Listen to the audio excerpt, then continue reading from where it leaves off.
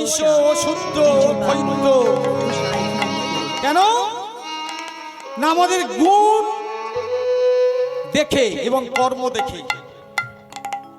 ভগবান শ্রীকৃষ্ণ গীতায় লিখেছে আমি জাতের সৃষ্টি করিনি। গীতায় কি লিখেছে? গীতায় লিখেছে চতুর্বর্ণং মায়া সৃষ্টং গুণ কর্ম বিভাগস্য। আমি গুণ এবং কর্ম অনুসারে চারিটি বর্ণের সৃষ্টি করেছি। আমি জাত বলে সৃষ্টি করিনি। জাত সৃষ্টি করেছি দুটো, একটা নারী আর একটা পুরুষ, যাদের সংমিশ্রণে এই জীব জগৎ বেঁচে থাকবে, এই সংসার ধর্ম টিকে থাকবে। তাহলে এই জাতটা কারা করলো? আচ্ছা, এখানে যারা যারা বসে আছেন সবাইয়ের গোত্র তো এক নয়, একটু কথা বলবেন। কারোর গোত্র হচ্ছে কাশ্যপ, কারোর হচ্ছে ভরদ্বাজ, কারোর হচ্ছে শাণ্ডল্য, কারোর হচ্ছে মধুকল্য, কারোর হচ্ছে বিভিন্ন রকম গোত্র। তা আমি যদি বলি আপনারা এই গোত্রগুলো কোত্থেকে পেয়েছেন?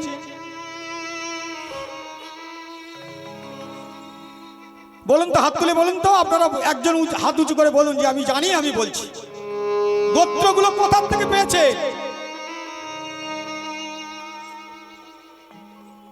দেখেছেন এখানে এত মানুষ বসে আছে, কেউ বলতে পারছে না।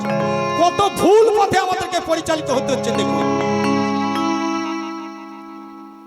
কেউ বলতে পারছে না। আমরা হচ্ছে মুনির সন্তান, ভালো করে জানবেন। ভগবান কৃষ্ণচন্দ্র মনুষ্য রূপে এসেছিল আমাদেরকে শেখানোর জন্য, আমরা কিন্তু ধরতে পারিনি। যারা শাণ্ডিল্য মুনির থেকে এসছে তাদের গোত্র হয়েছে শাণ্ডিল্য গোত্র। যারা ভরদ্বাজ মুনির থেকে এসছে তাদের গোত্র হয়েছে ভরদ্বাজ গোত্র। যারা কশ্যপ মুনির থেকে এসছে তাদের গোত্র হয়েছে কাশ্যপ গোত্র। এইভাবে গোত্রের সৃষ্টি হয়েছে। আচ্ছা, যদি আমরা এইভাবে গোত্র পেলাম, তাহলে ওই মুনিদের বাবার নাম কি? মুনিদেরকে কে সৃষ্টি করেছে? কীর্তনে কত সুন্দর সুন্দর কথা দেখুন। কীর্তন কেন শোনে?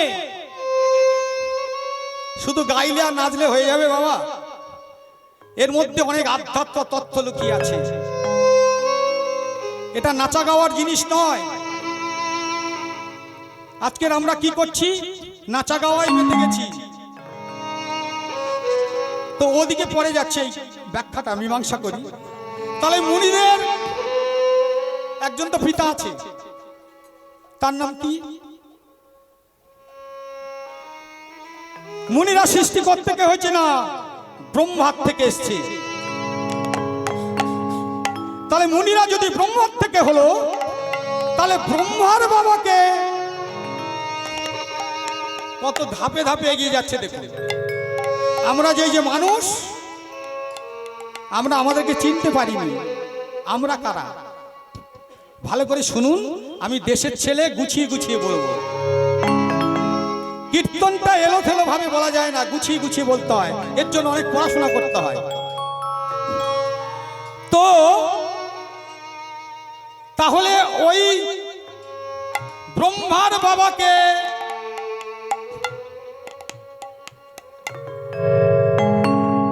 ব্রহ্মা কার থেকে সৃষ্টি হয়েছে?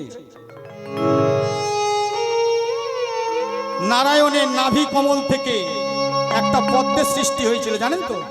নাভির থেকে। সেই নাভির ওপরে ব্রহ্মা বসেছিল। তাহলে ব্রহ্মাকে যদি নারায়ণ সৃষ্টি করলো, নারায়ণের বাবাকে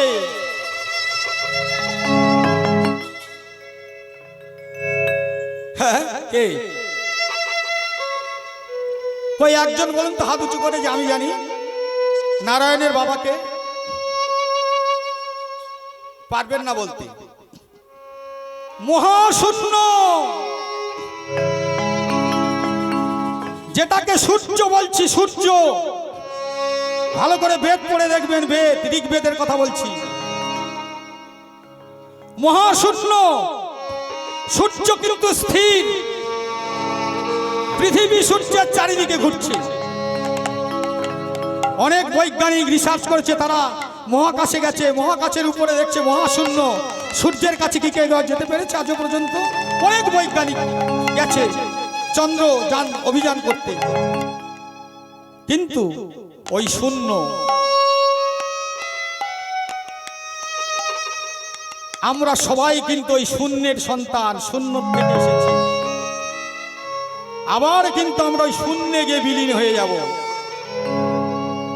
কেন? তার প্রত্যক্ষ প্রমাণ, যখন অতিরিক্ত গরম পড়ে, অতিরিক্ত গরম পড়ার পরে কি হয়? জলকে বাষ্প আকারে উঠে যায়, জল বাষ্প আকারে উঠে কোথায় যায়? মহাশূন্যে মিলিত হয়। সেই মহাশূন্যে গিয়ে আবার সেখান থেকে মেঘের সৃষ্টি হয়। ভালো করে মন দিয়ে শুনবেন, এই কথাগুলোর মধ্যে অনেক যুক্তি লুকিয়ে আছে, একদম মানব দেহের সঙ্গে মিল করা। আমরা যেমন এসেছি, যেখানে যাব আবার ওখান থেকে এখানে পাঠাবেন। তা যখন প্রখর রবির তাপে তাপিত হয়ে জল যখন বাষ্পাকারে হয়ে সেই মহাশূন্যে গিয়ে মেঘের সৃষ্টি হয়, আবার সে বৃষ্টি আকারে ঝরে পড়ে কোথায়? এই পৃথিবীর বুকে। এই পৃথিবীর বুক থেকে চলে যায় কোথায়? ওরা যায় খালে, খাল থেকে কোথায় যায়? নদীতে, নদীর থেকে কোথায় যায়? মহাসমুদ্রে গিয়ে বিলীন হয়ে যায়।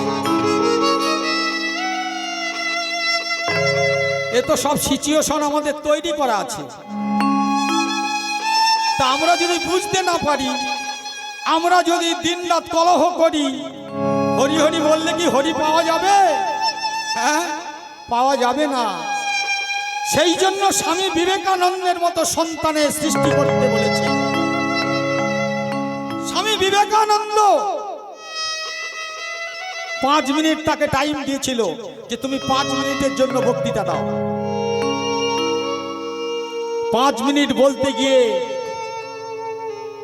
5 ঘন্টা ধরে শুধু হাতের তালি দিয়েছিল, হাত তালি পড়েছিল। কোথায়? সেই শিকাগো শহরে, আমেরিকায়। আপনারা ইস্কনে যাবেন, গিয়ে দেখবেন কারা হরিনাম করছে। আমাদের বাঙালি কজন আছে, ওরা এসে এখন হরিনাম করছে, আমাদের জায়গাটা ওরা দখল করেছে। আরে তারা হরে কৃষ্ণ বলতে পারে না, কৃষ্ণা কৃষ্ণা বলছে, তবুও তারা এসে পড়ে রয়েছে ইস্কনে। স্বামী বিবেকানন্দ যখন বক্তৃতা দিয়ে ফিরে এলো, এসে বট গাছের তলায় বসে আছে। ওই আমেরিকার একজন মহিলা স্বামী বিবেকানন্দের কাছে এসে বলল, আমি তোমাকে বিবাহ করব। ভালো করে মন দিয়ে শুনবেন মা, স্বামী বিবেকানন্দকে বলছে আমি তোমাকে বিবাহ করব। সেই মেয়েটিকে, হ্যাঁ, ভগ্নী নিবেদিতা যার নাম, বলছে আমাকে বিয়ে করবে? আমি তো বাঙালি, আমার মধ্যে কি দেখেছো তুমি? তোমার মধ্যে একটা দেখেছি তেজ, যে তেজ সারা বিশ্বে ছড়িয়ে পড়েছে। এই এই হিন্দু এই সম্মিলনে, ধর্ম সম্মিলনে তুমি যা বলেছো, সারা বিশ্বে এই তেজ ছড়িয়ে পড়বে। আচ্ছা, তুমি আমাকে বিয়ে করতে কেন চাইছো? আমি যদি তোমাকে বিয়ে করি, তোমার ঔরসজাত যে সন্তান হবে, রাস্তা দিয়ে যখন চলে যাবে, সবাই আঙুল উঁচিয়ে বলবে, ওই দেখ স্বামী বিবেকানন্দের সন্তান রাস্তার থেকে চলে যাচ্ছে। তখন আমার গর্ভে বুকটা ভরে যাবে।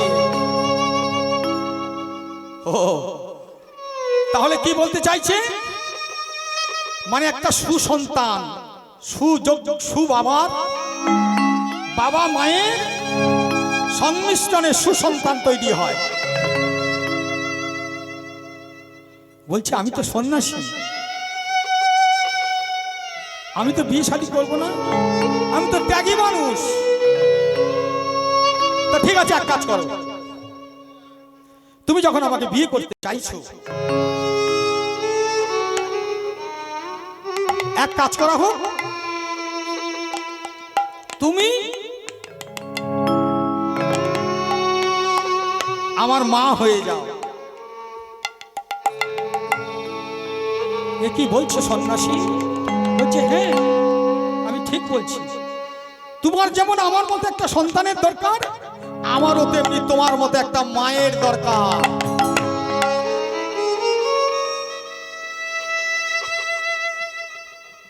বুঝতে পেরেছেন কথা কি বলছে? বলছে আমার মতো যেমন তোমার সন্তানের দরকার, আমিও খুঁজছি এই রকম মা ঘরে ঘরে তৈরি হোক। তোমার মতো একটা মায়ের আমার বড় প্রয়োজন।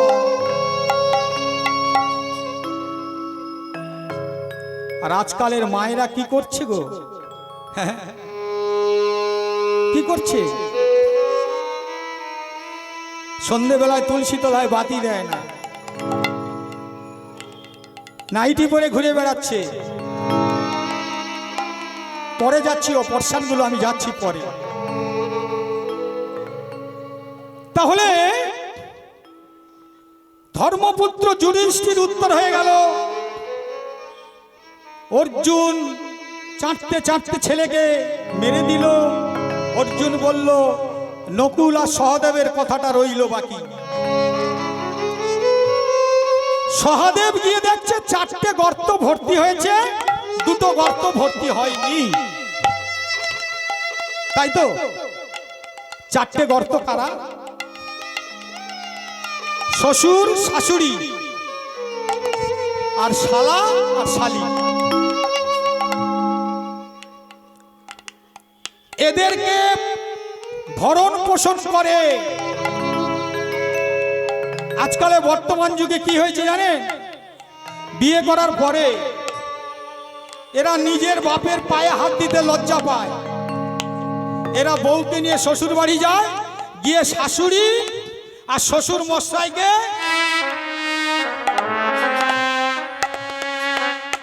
মাথাটা হেঁট করে প্রণাম করে। বর্তমানে এই কলিযুগের ব্যবস্থা এরকম। সেই জন্যই চারটে গর্ত ভর্তি হয়ে আছে, দুটো গর্ত ভর্তি নেই। এটা কাদের জন্য? এটা মা আর বাবাকে কেউ ভাত দেয় না, মা বাবাকে নিয়ে কেউ চলে না। আরে ভগবান কোথায় খুঁজবে? কোথাও নেই।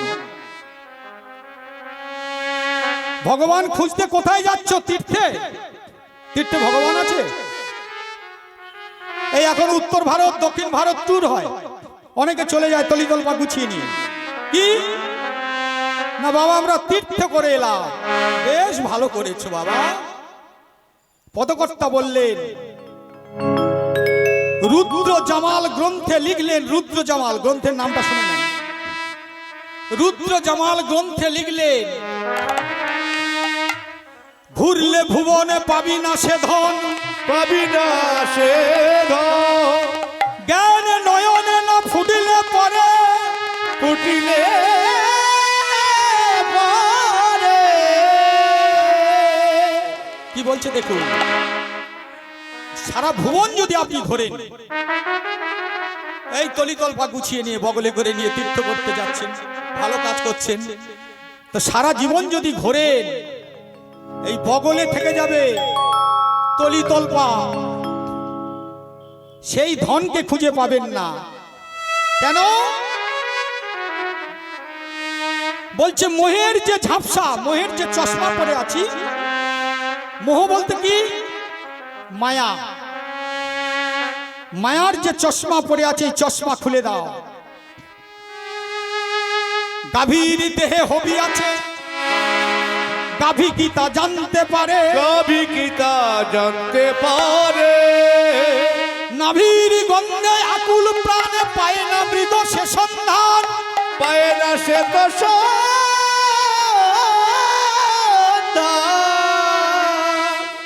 পায় না তো সে সন্ধান।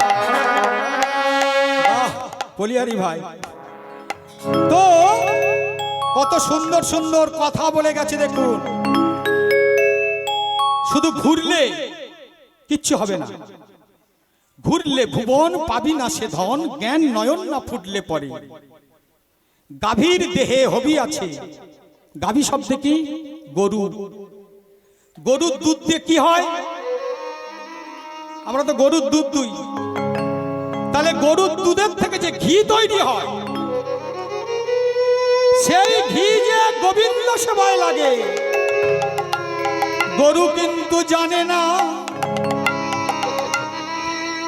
গরু জানে যে ওর ঘি দিয়ে গোবিন্দ সেবা হচ্ছে? ও যদি জানতো তাহলে ও ওই গরুকুল থেকে কবে মুক্তি পেয়ে যেত। আর কি বলছে? নাভির গন্ধে আকুল প্রাণ, পায়ে নামরি গো সে সন্ধান। বলছে যখন দেখবেন একটা হরিণ, হরিণের পেটে মৃগনাভি তৈরি হয়, সেই মৃগনাভি যখন তৈরি হয় তখন তার এত সৌগন্ধ চারিদিকে ছড়িয়ে পড়ে, বন থেকে বনান্তরে ছড়িয়ে পড়ে তার গন্ধ। আর এই হরিণ তখন ওই দুটো শিং উঁচু করে, দুটো কান উঁচু করে আর ওই ছুটতে থাকে। ছুটতে থাকে কেন? না, এই গন্ধটা কোন দিক থেকে আসছে ও চারিদিকে খুঁজছে, কিন্তু জানে না ওর নাভিতে, ওর পেটে, সেই নাভিতে জন্ম নিয়েছে মৃগনাভি। তাহলে ও যদি জানতো ছুটতো? হ্যাঁ, তা আমরা যদি জানতাম এ দেহে গোবিন্দ সেবা হয়, এ দেহে গোবিন্দ সেবা হয়, এ দেহ যে ভজনের দেহ, এ দেহ যে গোবিন্দ সেবায় লাগে, এর মধ্যে যে গোবিন্দ লুকায়িত আছে, লুকায়িত আছে। এ দেহ ভজনের দেহ, পূজনের পূজনের দেহ। ভক্তমণ্ডলী মায়েরা, আমাদের সনাতন ধর্মের মানুষগুলো যদি গীতাটা ভালো করে পড়ে, কিচ্ছু করতে লাগবে না, শুধু গীতাটা যদি ভালো করে দেখে, সে নিজেকে বুঝতে পারবে আমি কে। কেন? অর্জুনকে বলেছিল শ্রীকৃষ্ণ কুরুক্ষেত্রে প্রাঙ্গণে দাঁড়িয়ে, অর্জুনকে কুরুক্ষেত্রে প্রাঙ্গণে দাঁড়িয়ে যে উপদেশ দিয়েছিল শ্রীকৃষ্ণ, সেই উপদেশগুলো ওই শ্রীমদ্ ভাগবত গীতায় লিপিবদ্ধ হয়ে আছে। সেজন্য ওর নাম হয়েছে শ্রীমদ্ ভগবত গীতা। গীতায় কি বলছে? ঈশ্বর সর্বভূতানাং হৃদ্যেশ্বর্জুন তিষ্ঠতি ভ্রমায়ণ যন্ত্র রূঢ়ানি মায়া। অর্জুন যখন যুদ্ধ করতে চাইছে না, বলে আরে তুমি কেন যুদ্ধ করতে চাইছো না? তুমি তো নিমিত্ত মাত্র। তুমি বলছো ওই আত্মীয়দের সঙ্গে যুদ্ধ করব না, তোমার কি ক্ষমতা আছে? আমি তোমার ভিতর থেকে যদি তোমার এই হাত দুটো উঁচু না করাই, তোমার এক পা ক্ষমতা নেই এই হাতটাকে উঁচু করা।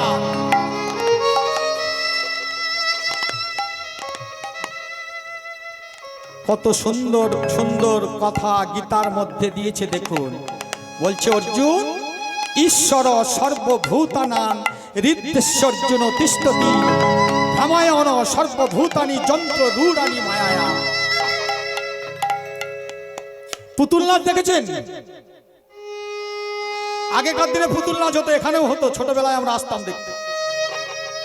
পুতুল নাচ, একটা পর্দা টাঙানো থাকতো, পর্দার বাইরে কাঠের পুতুলগুলো দাঁড় করিয়ে দিত, পর্দার পিছনে একজন থাকতো, তারগুলো জোড়ানো আছে, সে যেভাবে নাড়াবে পুতুলগুলো ধেই ধেই করে সেইভাবে নাচবে।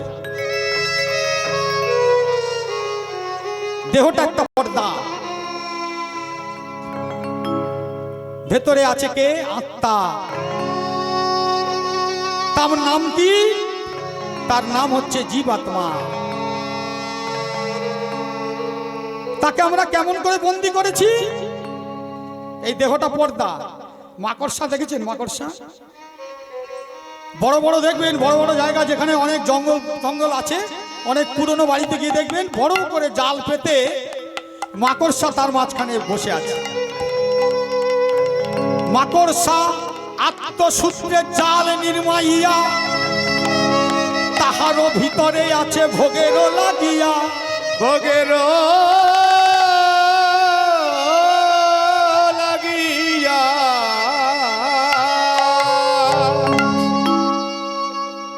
এই যে দশম ইন্দ্রিয় পরিচালিত দেহ, এটা হচ্ছে জাল। আমাদের অন্তরের মধ্যে এই যে কথা বলছি আমি, এই অন্তরের মধ্যে আছে বলে তবে আমি কথা বলতে পারছি। এটাকে আমরা বন্দি করে ফেলেছি। কিভাবে? না, এই মাকড়সার জালের মতো। আমরা তো বুঝতে পারিনি, আমরা তো ছুটছি বিভ্রান্তের মতো। এই দেহটা দিয়ে যে গোবিন্দ সেবা হয়, সেই দেহতে আমরা কি করছি? বর্তমান যুগের মানুষ যারা মদিরাক্ত, মানে যারা মদ খায়, দিনের পর দিন, রাতের পর রাত মদ খেয়ে দেহটাকে জ্বালিয়ে পুড়িয়ে আমরা ছাড়খাড় করে দিচ্ছি। যদি এই মন্দিরটা সামনে আছে, এই মন্দিরটা যদি ভেঙে যায়, ইট বালি চুন সুরকি খসে খসে পড়ে, ওই ভাঙা মন্দিরে না জানি কখন ভেঙে পড়বে। আপনারা কি পুজো দিতে যাবেন? কেউ যাবে না। ভাঙা মন্দিরে কেউ পুজো দেয় না, না জানি কখন ভেঙে মাথায় পড়ে যাবে। এই দেহটাকে যে মন্দিরে ভগবান থাকতে পারে না, সেই মন্দিরে ভক্ত কোনোদিন পুজো দিতে পারে না। এটা একটা মন্দির, দেহটা এটা সেই ভগবানের দেহ। আমরা সর্বদেহে তিলক কেটেছি। আমরা কেন কেটেছি? প্রত্যেকটা জায়গায় একটা করে দেবতার স্থান আছে বলে তবে তো আমরা তিলক কেটেছি। তাহলে সে কি জানে না এই দেহটা কার? এই দেহটা কি দিয়ে তৈরি? তবুও জেনে শুনে ভুল পথে পরিচালিত হচ্ছে। কেন? এখন কেন যাচ্ছে শুনুন।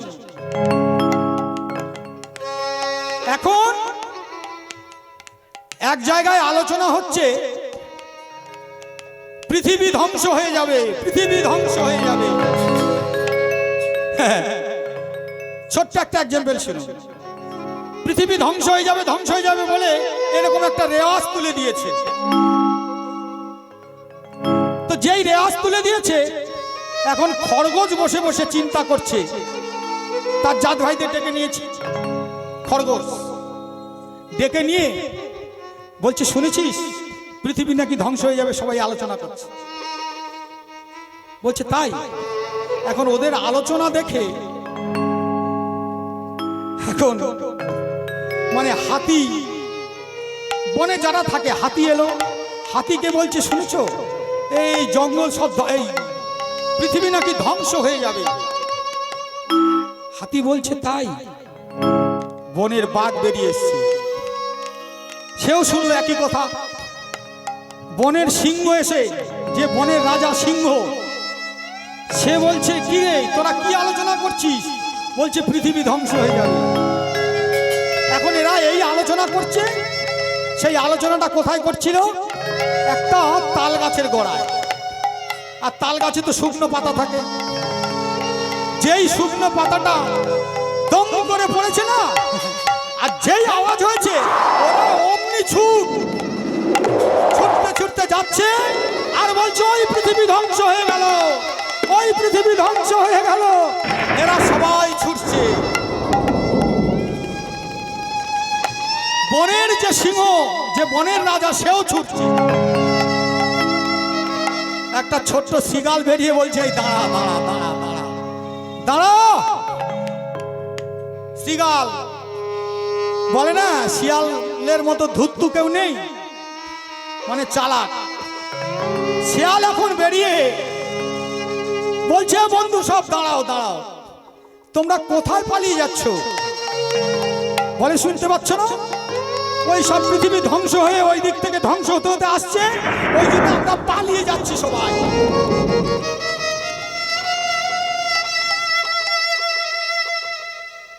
শিগাল তখন বলছে, এদের বুদ্ধিভ্রষ্ট হয়েছে।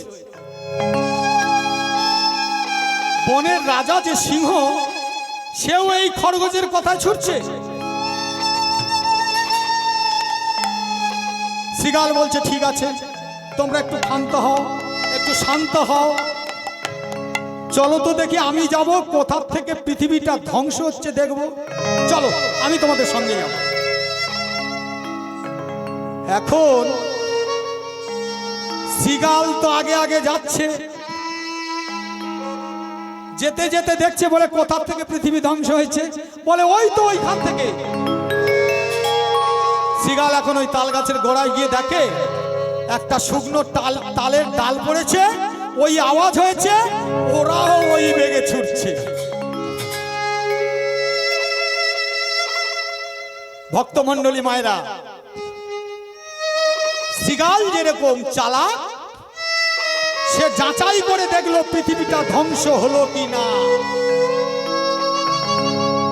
কৃষ্ণ ভক্তরাও ঠিক এরকম চালাক হতে হয়, যাচাই করতে হয়, নিজেকে জানতে হবে আমি কে। এবার নকুলের কথাটা কি, যে পাহাড় ভেঙে পড়তে পড়তে পড়তে পড়তে, ঘর বাড়ি ভাঙচুর করতে করতে এসে কোথায় আটকালো? একটা দুর্বা ঘাসের আগা। তাই তো মায়েরা? তাহলে দুর্বা ঘাসের আগায় ওই পাথরের চাই আটকে গেল। পদকর্তা এক পাশে দাঁড়িয়ে বলছে, যদি কারোর পাহাড়ে পরিমাণে বিপদ আসে, দুর্বা ঘাসের মতো যদি নরম তার মন হয়, কোন ভক্ত, কোন বৈষ্ণব, চৈতন্য চরিতামৃতে কি বলছে? ত্রিনাদপি শুনিচেন তররিব সহিষ্ণুনা ওমানীন মানদেন কীর্তনিয়া সদা হরি, কীর্তনিয়া সদা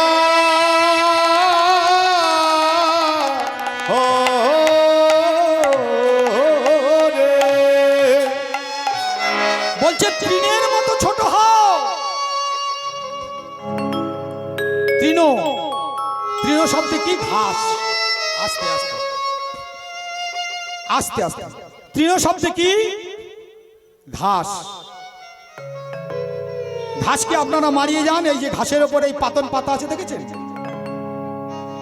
এ কিন্তু কিছুই বলেনি, এর অভিমান নেই, এ অভিমান করে না। এই চটগুলো আবার তুলে নেবেন, আবার ঘাসগুলো মাথা উঁচু করে দাঁড়াবে। তাহলে অভিমান যাদের মধ্যে আছে, তারা কিন্তু গৌর গোবিন্দের কৃপা পাবে না। মানে অভিমান শব্দ কি? অহংকার। গীতা বলছে, গীতা, এটা আমার কথা নয়, অহংকার ও বিমূঢ় আত্মা মিথ্যাচার শৌচতে। বলছে যে মিথ্যাবাদী, যে মিথ্যা কথা বলে, যার মধ্যে অহংকার আছে, সে গৌর গোবিন্দের কৃপা যতই কৃষ্ণ কৃষ্ণ বলুক, কোনোদিন সে পাবে না। তো কোন ভক্ত, ওই জন্য চৈতন্য চরিতামৃতে কবিরাজ গোস্বামী বললেন, কোন ভক্ত যদি অভিমান শূন্য হয়, তার মধ্যে যদি অহংকার না থাকে, তার যত বড় বিপদ আসুক, ওই দুর্বা ঘাসের মতো ওই নরম জায়গায় আটকে যাবে, তার কোনোদিন পরাজয় হবে না। নকুলকে বললে, নকুল শুনেছ, যারা আমার ভক্ত হয় মন প্রাণে সপে দিয়ে যারাই আমাকে ডাকে, যারাই আমাকে ডাকে তাদের কোনোদিন কষ্ট হয় না। তাই ভক্তমণ্ডলী মায়েরা, সপে দিতে গেলে কি করতে হয়? এই যে আমরা হাত উঁচু করি না, কেন করি? পদকর্তা বললেন কেন হাত উঁচু করতে হয়? এসেছে ব্রজের বাঁকা কালো সখা দেখবি আয়, আমাদের আমাদের সোনার নদিয়া। এসেছে কালো চোখা দেখবি আয়, আমাদের সোনার নদিয়ায়। এসেছে ব্রজের বাঁকা কালো চোখা দেখবি আয়, আমাদের সোনার নদিয়ায়। এসেছে ব্রজের বাঁকা, এসেছে ব্রজের বাঁকা কালো সখা দেখবিয়া, আমাদের আমাদের সোনার নদিয়া, আমাদের সোনার নদিয়া, আমাদের সোনার নদিয়া। তারার কালো বরণ নাই, তারার কারো বরণ নাই। ভক্তমণ্ডলী মায়েরা, সেই গোড়ার কালো বরণ দেখেছেন? সে আর কালো নেই। এরকম যে এইভাবে দাঁড়াতো না, ঠ্যাঙের এইদিকে ফের করে, সে আর নেই। আচ্ছা, এই ফাঁকে একটা জিনিস বলে নি, কৃষ্ণ এইভাবে বাঁকা হয়ে দাঁড়িয়ে আছে কেন? হ্যাঁ, শিরের দোষ আছে। কৃষ্ণের কি শিরের দোষ ছিল না মাজার দোষ ছিল যে এইভাবে দাঁড়িয়ে থাকতো? আপনারা গুরুজনদের প্রণাম করেন তো? প্রণাম কেমন ভাবে করতে হয়? এই দুটো হাত দিয়ে এইভাবে প্রণাম করতে হয়। তা গৌর সুন্দর এসে এই বাঁকা ভাবে দাঁড়ালো না, সে সোজা ভাবে দাঁড়িয়ে আর হাত দুটো উঁচু করে আছে। তার হাতে কি ব্যথা হয়নি? হ্যাঁ, এক ভক্ত প্রশ্ন করছে, গৌরহরি তুমি সবসময় হাত উঁচু করে আছো কেন? তোমার হাতে ব্যথা লাগেনি? বলছে, ওরে আমি যদি হাত উঁচু করে না থাকি, আগামী প্রজন্ম ওরা জানবে না যে হাত উঁচু করলে কি হয়।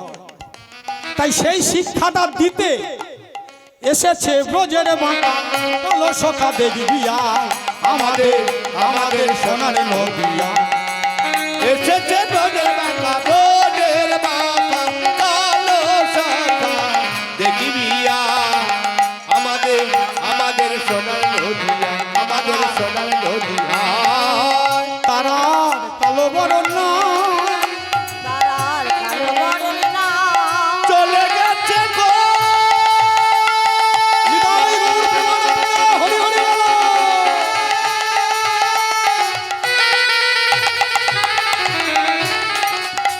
তারার কালো বরণ নাই, তারার কালো বরণ নাই। ও রাই রূপের কান্তি ধরি এলো নদিয়া, তারার কালো বরণ নাই, ও নবীন বেকান্তি ধরে এলো নদিয়া। মুখে হরি হরি বলে, মুখে রাধা রাধা বলে, মুখে রাধা রাধা বলে, মুখে রাধা রাধা বলে, গো মুখে রাধা রাধা, মুখে রাধা রাধা বলে, মুখে রাধা রাধা বলে। ধুলায় গড়া গড়ি যায় আমাদের সোনার নদিয়া, এসেছে ব্রজের বাঁকা কালো সখা দেখবিয়া, আমাদের সোনার নদিয়া, আমাদের সোনার নদিয়া, আমাদের সোনার নদিয়া। আমার কি মন বলে জানেন? আচ্ছা, কৃষ্ণ যখন ছিল তার চূড়া ছিল, হাতে তার বাঁশি ছিল, সেগুলো গেল কোথায়? আমার মন বলছে বোধহয় রাধার প্রেমে ধরা পড়েছে, বোধহয় রাধার প্রেমে বাধা পড়েছে। বোধহয় রাধার প্রেমে ধরা পড়েছে। বুঝি রাধার প্রেমে ঋণী হয়েছে তাই চূড়াবাসী কেড়ে নিয়ে ছেড়ে দিয়েছে। বুঝি রাধার প্রেমে ঋণী হয়েছে তাই চূড়াবাসী কেড়ে নিয়ে বিদায় দিয়েছে ওগো প্রেমরিনী সুদিবে বলে, প্রেমের ঋণ শুনবে বলে প্রেমরিনী সুদিবে বলে, প্রেমের ঋণ শুনবে বলে প্রেমরিনী সুদিবে বলে।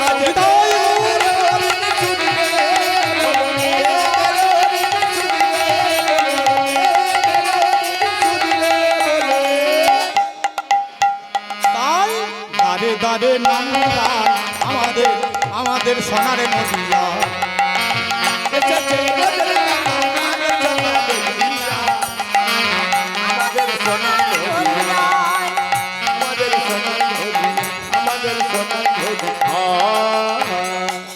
তাহলে এই সোনার নদিয়ায় কে এসেছে? সোনার গৌরাঙ্গ এসে সোজা হয়ে দাঁড়িয়েছে। জীব তোমরা নিম্নগামী হও না, ওই হাত তুলে উঁচু করে দাঁড়িয়ে দেখাচ্ছে তোমরা ঊর্ধ্বগামী হও, সবাই ঊর্ধ্বগামী হও, হাত তুলে আমাকে সমর্পণ করো, নিম্নগামীতে তোমরা যেও না। আচ্ছা আরেকটা জিনিস এখন এই সনাতন ধর্মের মধ্যে লক্ষ্য করা যায়, সেটা কি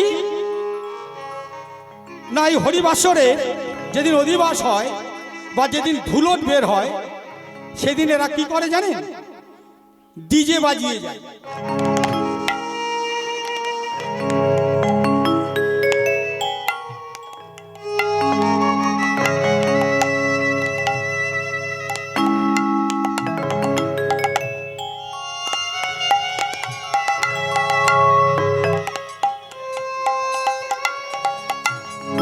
তো এরা ডিজে বাজায়।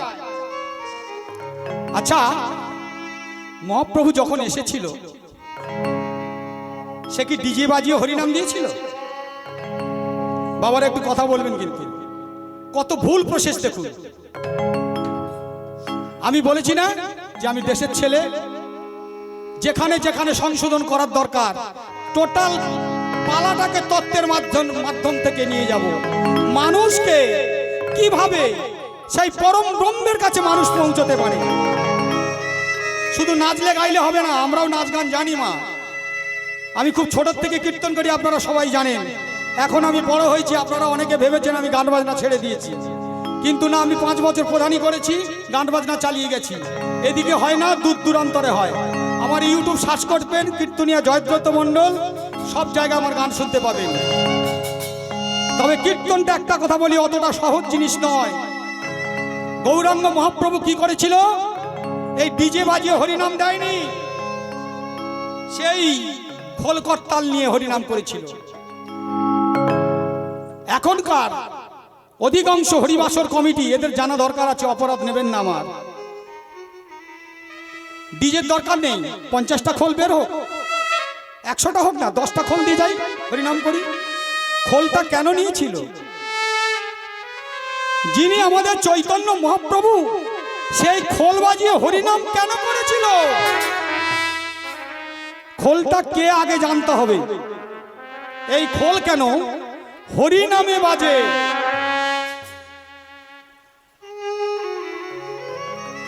কি গো মায়েরা, বলবো? হাত তুলুন তো দেখি, সবাই শুনবেন এটা খোল কেন হরিনামে বাজে? সবাই শুনতে চাইছে। হরিনামে কেন খোল বাজে, আর খোলের জন্ম কোত্থেকে হলো? এই খোলটাকে মেধাসুর বলে একটা অসুর ছিল। সেই মেধাসুর, তার বাবার নাম হচ্ছে অরিত্রাসুর। এত মানে এরা এত বদমাইশ টাইপের ছিল, এরা সব সময় অসুরদের কাজ হচ্ছে এরা স্বর্গরাজ্য দখল করবে, এদের স্বর্গ নিয়ে টানাটানি। এখন যেমন এই রাজনীতিতে খেলা খেলছে দেখেছেন, চেয়ার নিয়ে টানাটানি, আগেও ছিল। এই মর্তে যেমন ছুচোর বাজ আছে, ও স্বর্গেও ছুচোর বাজ আছে। এরা চেয়ারের জন্য যেমন সবকিছু করতে পারে, ওরাও কিন্তু ওই অসুররা, ওরা স্বর্গে চেয়ার নেওয়ার জন্য ওরাও সবকিছু করতে পারে। তা অরিত্রাসুর বেত্তাসুরকে বলছে, শোন, তুই যে দিনরাত হরিনাম করছিস, অসুর ঘরে তোর জন্ম। হ্যাঁ গো মায়েরা, অসুরের গর্ভেও তো কৃষ্ণ ভক্ত হয়, হ্যাঁ, তার কর্মফল অনুযায়ী স্বীকৃতি থাকলে। এই যে আপনারা কীর্তন শুনছেন না, এখানে যারা কীর্তন শুনতে এসেছেন, কথাটা এখানটায় রাখলাম, কিন্তু কথার পরিপ্রেক্ষিতে কথা বলতে হয়। এখানে যারা কীর্তন শুনছেন, এদের পূর্ব জন্মের স্বীকৃতি ছিল বলে আজকের হরিবাসরে এসে বসতে পেরেছে। এটা আমি বলছি না, শাস্ত্র বলছে। কোন শাস্ত্র? মহাভারত। মহাভারত কি বলছে? মহাভারত বলছে, যখন কুরুক্ষেত্রের যুদ্ধ হয়, সেই যুদ্ধের সময় কৌরবরা যখন হেরে যাচ্ছে,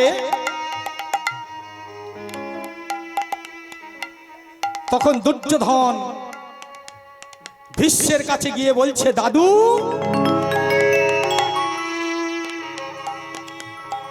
তুমি আমার খাবে, আমার বাড়িতে ঘুমোবে, আমার অন্নে তুমি প্রতিপালিত হচ্ছ, আর আমার ভাইগুলো এক এক করে সব কুরুক্ষেত্রের যুদ্ধে গিয়ে মরে যাচ্ছে, তুমি একটা কিছু করো দাদু।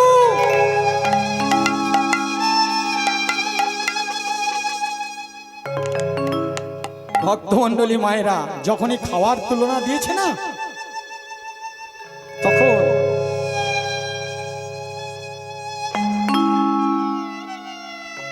তখন ভীষ্মদেব বলছে, দুর্যোধন, তুমি আমাকে দুটো খেতে দাও বলে, পড়তে দাও বলে তুমি আমাকে খাওয়ার তুলনা দিলে। আমায় খাবারে তুলনা দিলে দুর্যোধন। ঠিক আছে, তুমি রাত 12টার সময় তোমার স্ত্রী ভানুমতি, দুর্যোধনের বউয়ের নাম ছিল ভানুমতি, ভানুমতিকে আসতে বলো, আমি আশীর্বাদ করে দেব, তাহলে তোর ওই 100 ভাই আর কেউ মরবে না। যে পক্ষে কৃষ্ণ রয়, ভগবান কাদের পক্ষে ছিল? মা পঞ্চ পাণ্ডবদের পক্ষে ছিল। এরা মাত্র 5 জন, আর ওরা 100 ভাই, তাহলে 5 জন ওরা পারে, কিন্তু তাদের পক্ষে তো কৃষ্ণ আছে। তো দুর্যোধনকে যখন এই কথা বলল, দুর্যোধন ছুটতে ছুটতে ভানুমতির কাছে গিয়ে বলছে, ভানুমতি,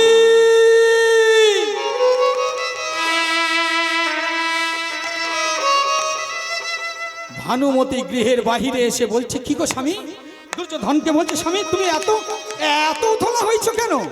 হ্যাঁ, বলো না। বলে, শোনো, তুমি রাত 12টার সময় দাদুর ঘরে যাবে। বলে, তোমার কি পাগলা হয়ে গেছো না মাথার শীত হয়েছে? বলে, কেন? ভানুমতি ওর স্বামীকে বলছে। স্বামী বলছে, কেন তুমি এই কথা বলছো কেন? বলে, তোমার দাদু তো বিয়ে করেনি আইবুড়ো কার্তিক, আর তুমি ওই রাত 12টার সময় আমাকে তোমার দাদুর গৃহে যেতে বলছো? বলছে, যাও না, কিচ্ছু হবে না, যাও। আরে দাদু তো তোমাকে আশীর্বাদ করবে। বলছে, ঠিক আছে, আজকে যাবো না, আমি কালকে যাব।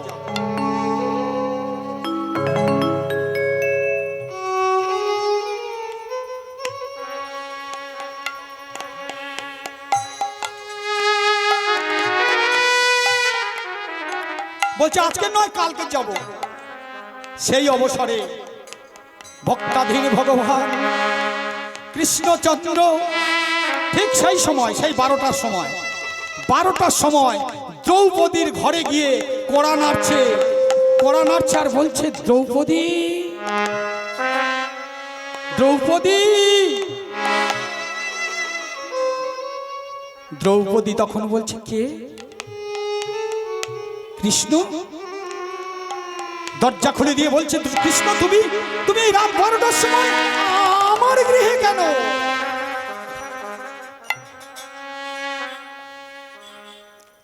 কৃষ্ণ তখন মৃদু মৃদু হাসছে আর বলছে, দ্রৌপদী, আমি কার কাছে রাত 12টায় যাব, কার কাছে সন্ধেবেলা যাব, কার কাছে সকালবেলায় যাব, তোমাকে বলতে হবে? এ তো আমি বলে যাইনি কারোর কাছে। যখন যার সময় হবে তার ঘরে আমি চলে যাই। দ্রৌপদী বলছে, কৃষ্ণ তুমি কেন এসেছো, কি করতে হবে? বলে, শোনো দ্রৌপদী, সুন্দর একটা সুযোগ এসেছে। আজকে রাত 12টার সময় তুমি ওই ভীষ্মদেবের ঘরে যাবে, গিয়ে তুমি আশীর্বাদ চেয়ে নেবে। এটা যেন কেউ না জানে, চুপি চুপি যাবে। তুমি আমার সঙ্গে চলো, আমি ওই ভীষ্মের ঘর তোমাকে দেখিয়ে দেবো।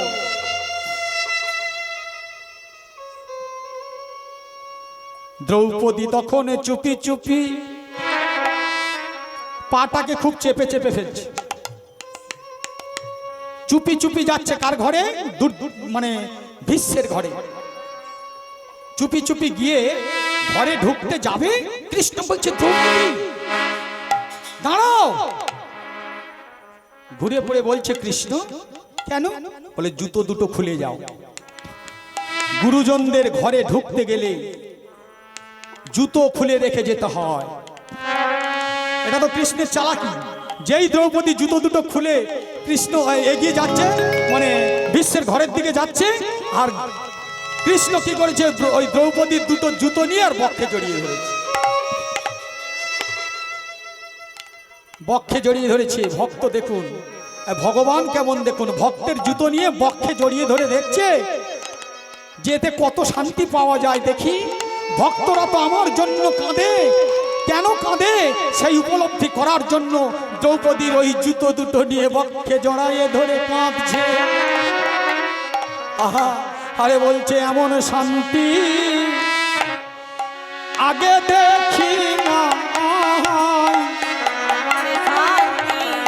আগে দেখি না, এমন শান্তি আগে দেখি না, আমি এমন শান্তি আগে দেখি না। দ্রৌপদী তখন বলছে, কি গো কৃষ্ণ, তুমি অমন করে কাঁদছো কেন? বলছে, দ্রৌপদী, তোমার জুতো দুটো আমি বক্ষে নিয়ে দেখলাম, এতে কত শান্তি, এতে কত শান্তি পাওয়া যায়। ভগবান, তুমি তো ভগবান, তো তুমি তো আমাকে জুতো দুটো চাইলে আমি দিয়ে দিতাম। কি গো মায়েরা, কোনো ভক্তকে যদি জুতো চাওয়া যায়, ভগবান যদি এসে বলে যে জুতো দুটো দাও, সেই ভগবানকে জুতো কেউ দেবে? কেউ দেবে না। সেই জন্য দ্রৌপদীর জুতো নিয়ে বক্ষে জড়িয়ে নিয়ে দেখছে যে কত শান্তি। দ্রৌপদী তখন বলছে, দেহটা যদি তোমার হয়, হাত যদি তোমার হয়, চরণ যদি তোমার হয়, হে গোবিন্দ,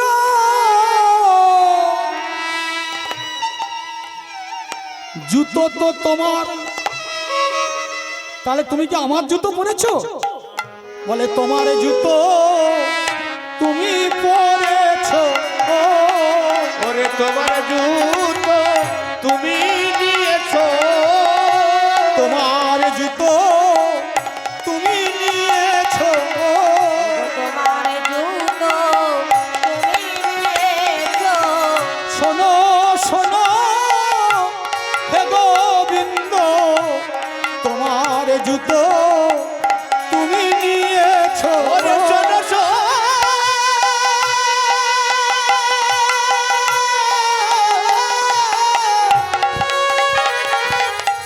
শোনো শোনো প্রাণী গোবিন্দ,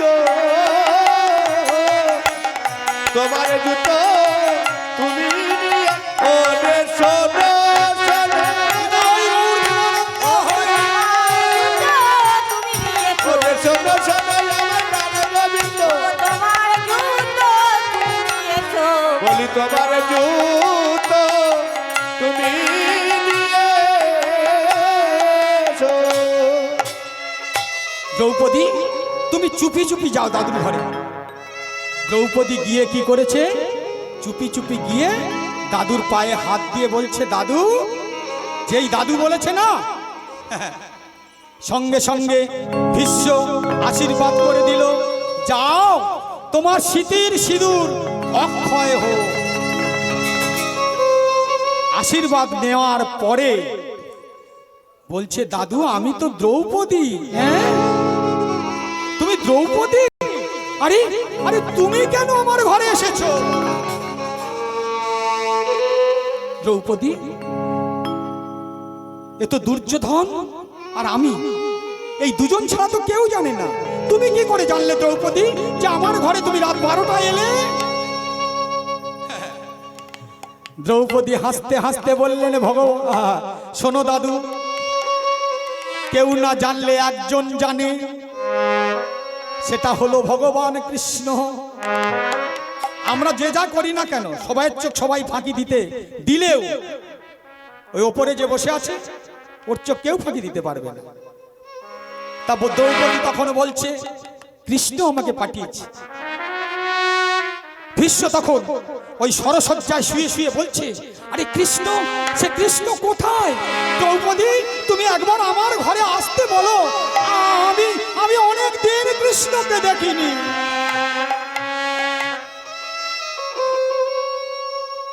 দ্রৌপদী যখন বলেছে না, কৃষ্ণকে তুমি একবার ডাকো, কৃষ্ণকে যখন ভীষ্ম ডাকছে, কৃষ্ণ কৃষ্ণ তখন গিয়ে বলে, শোনো, আমাকে না ডাকলে আমি কারোর ঘরে যাই না। কোন ভক্ত যদি আমাকে না ডাকে আমি তো সে গৃহে যাই না।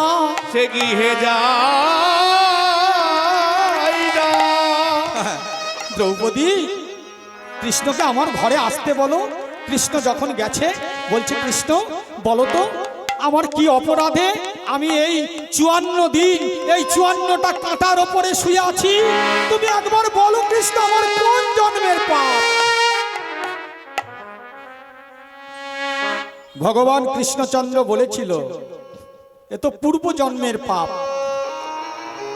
যে যা পাপ করে পূর্ব জন্মের পাপ নিয়ে এই পৃথিবীতে জন্ম নেয়। তোমার আজ থেকে 10 জন্ম আগেকার কথা মনে আছে ভীষ্ম? মনে করে দেখো তো, 10 জন্ম আগে তুমি কি ছিলে? ভীষ্ম তখন নয়ন মুদ্রিত করে 10 জন্ম আগেকার কথা মনে করছে। বলছে, কৃষ্ণ আমি তো 10 জন্ম দেখলাম, এই 10 জন্মে তো আমি কিছুই মনে করতে পারছি না। আচ্ছা এক কাজ করো, তুমি ওই 11 জন্মের কথা ভাবো। যেই 11 জন্মের কথা ভেবেছে না, ভীষ্ম দেখছে সেই 11 জন্ম আগে আমি একটা ব্যাধ ছিলাম। ভালো করে মন দিয়ে শুনবেন, আমার আনমনা হবেন না। ভীষ্ম 11 জন্ম আগে ব্যাধ ছিল, ব্যাধ। এখন শিব কি করছে, বেলবনে তপস্যা করছিল। বেলবন বলে একটা জায়গা ছিল, সেই বেলবন বলে জায়গাটা তপস্যা করছে। আর শিবের মাথায় যে সাপটা আছে দেখেছে? শিবের মাথায় যে সাপ আছে সেই সাপটার নাম হচ্ছে উদয়নাথ। সেই সাপটা বলছে অনেকদিন পরে শিব ধ্যানে বসেছে, আমি একটু বেরিয়ে নি বলে ওই উদয়নাথ কি করেছে, ওই গাছের ওপরে উঠে চলেছে। ওই সময় ভীষ্ম যাচ্ছে ওই রাস্তা দিয়ে, মানে ব্যাধ, সেই জন্মে ব্যাধ ছিল। ওই ব্যাধ যাচ্ছে ওই রাস্তায়। ব্যাধের কাজ কি? সে পশু শিকার করা। আর যেতে যেতে এত জোরে ঝড় উঠেছে না, ওই ঝড়ে ওই সাপটা ছিটকে গিয়ে ব্যাধের তুনের উপরে পড়েছে।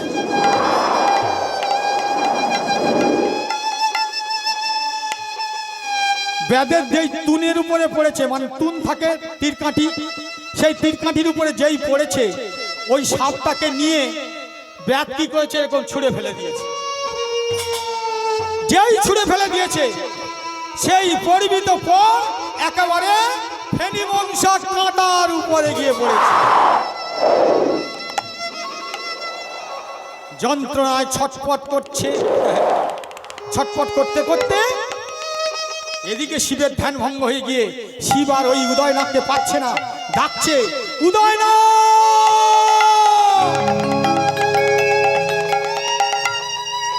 উদয়নাথ।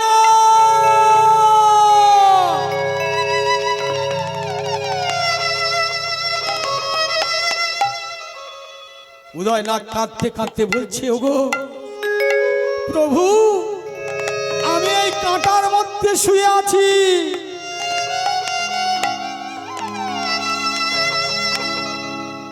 শিব তখন সেই কাঁটার মধ্যে থেকে উদয়নাথকে তুলেছে, তুলে কোলে করে নিয়ে তার গায়ের কাঁটাগুলো ছাড়াচ্ছে। আর ওই তখন বলছে, শোন উদয়নাথ, যে তোকে এই কাঁটার মধ্যে ফেলে দিয়েছে, আমি তাকে অভিশাপ দিলাম, তাকেও একদিন এই কাঁটা বিঁধে থাকতে হবে।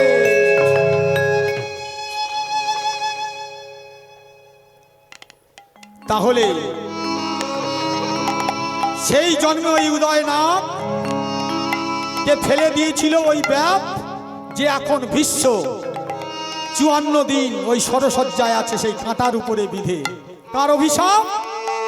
শিবের অভিশাপ। সেই জন্য ওই 54 দিন সরসজ্জায় আছে আমাদের বিশ্বদেব। তাই পূর্ব জন্মের স্বীকৃতি ছাড়া, পূর্ব জন্মের কর্মফল ছাড়া এই হরিবাসরে এই হরিকথা শোনা তাদের পক্ষে সম্ভব নয়। তাই এদিকে হলো কি, খোল করতাল নিয়ে মহাপ্রভু নৃত্য করছে। কেমন ভাবে? অগো নাচিয়া নাচিয়া যা, নাচিয়া নাচিয়া যায়।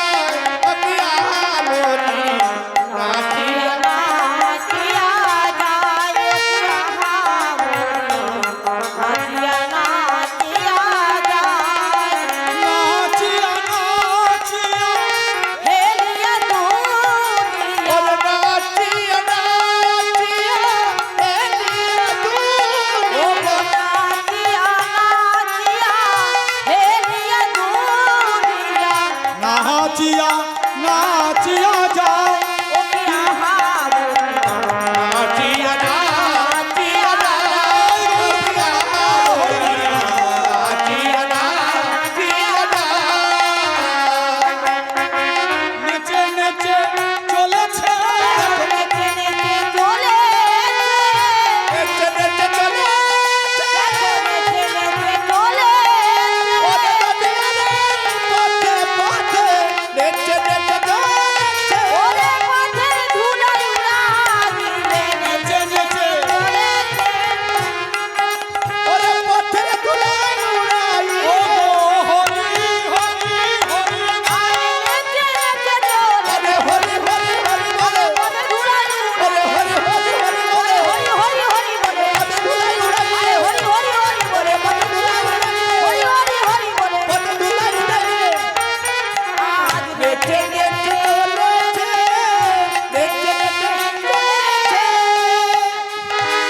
তাহলে এই খোলটা কে ছিল?